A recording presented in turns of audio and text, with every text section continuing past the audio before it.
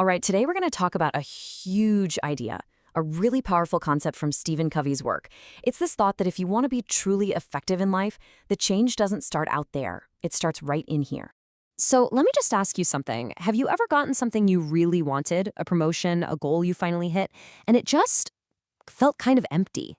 Like you've climbed this whole ladder only to realize it was leaning against the completely wrong wall. Yeah, these feelings are super common, right? You know the drill. Maybe you're absolutely killing it at work, but you feel disconnected from your family. Or you're starting that new health kick, again, only to run out of steam in a few weeks. You're busy all the time, but are you actually making a real difference? And, oh, that little sting when you have to smile and congratulate someone else on their success, even though inside you're just eating your heart out? Now, here's the thing. What's so powerful about this is that these aren't your personal failures. Not really. They're just symptoms of a much deeper problem that a lot of us are dealing with. So what is that deeper problem? Well, it all comes down to the map you're using to get around in life. Because let's be real, if your map is totally wrong, it doesn't matter how fast you run. You're just going to get to the wrong place faster. Okay, so for the last 50 years or so, a lot of what we've been told about success is what Covey calls the personality ethic. It's all about your social image, having the right techniques, looking for those quick fixes. He called it social band-aids and aspirin, just patching things up on the surface. But before that, the focus was on the character ethic. And this is the deep stuff: integrity, humility, patience, the real foundation of success. See the difference? One is about looking good, the other is about actually being good. And this farm analogy just nails it. Think about it.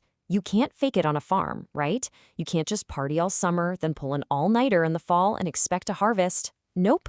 You have to plant the seeds, you have to water them, you have to take care of them. You always reap what you sow. There are no shortcuts.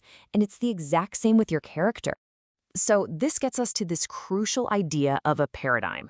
Now, it sounds like a fancy word, but all it really means is your personal map of the world. It's the model, the theory, the lens you see absolutely everything through. It's not reality itself, but it is your version of reality. And this is where it gets crazy. What if you have the wrong map? I mean, seriously, imagine you're trying to find a specific building in Chicago, but someone accidentally gave you a map of Detroit. You could be the most positive, hardworking person in the world, but all that effort is just going to get you to the wrong place way faster. And this leads to the core diagnosis of the whole thing. So often, the way we see the problem is the problem. We're so busy trying to fix our attitudes or our behaviors that we don't even realize our whole perspective, our map, is what's broken in the first place. Okay, so if the problem is inside our heads, in our maps, then the solution has to start from the inside out. This is the big shift, from just reacting to things to actually creating our lives. Now, this is the model most of us operate on, probably without even thinking about it. Some stimulus happens, right? Someone cuts you off in traffic, your boss gives you some bad feedback, and bam, it leads directly to a response. We're just conditioned to think we're a product of our environment. But what if that model is missing a piece? The real secret, the key to everything, is in the space, right there, between the stimulus and the response. And this is what proactivity is all about. It's not just about, being a go-getter. It's the fundamental idea that in that tiny space, you have the freedom to choose. You can choose your response based on your values, not just your feelings. It means you're the programmer. You're not just the program. And you can literally hear the difference in the way people talk. Reactive language is all, "there's nothing I can do," or "he makes me so mad." You see how it just gives all the power away? Proactive language takes it back. It says, "Okay, what are my options?" Or, "I control how I feel about this." So once we start winning that private victory, that inner battle, we can start thinking about the outside world. And when it comes to our relationships, there are some really powerful principles at play here too. And this brings us to one of my favorite metaphors ever: the emotional bank account. Just picture a bank account, but for every single relationship you have. And instead of money, the currency is trust. So what are these deposits and withdrawals? Well, deposits are things like keeping your promises, taking the time to really understand someone, being loyal to them even when they're not in the room. The small stuff. And withdrawals? Pretty obvious, right? Breaking promises, being disrespectful, ignoring people. When you have a high balance in that account, everything is easy. Communication just flows. But when it's low or overdrawn, man, you are walking on eggshells.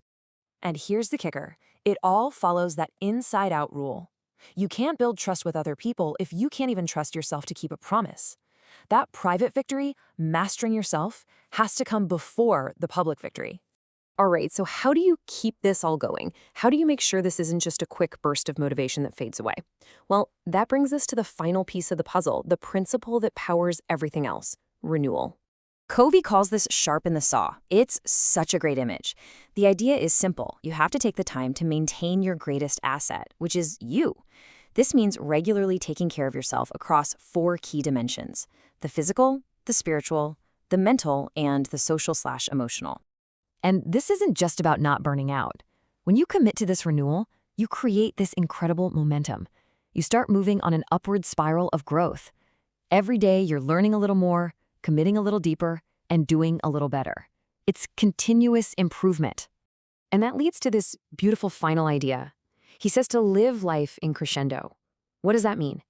It means believing that your best work, your greatest contribution, is always still to come. It's always in front of you, never behind you. So I want to leave you with that question to think about.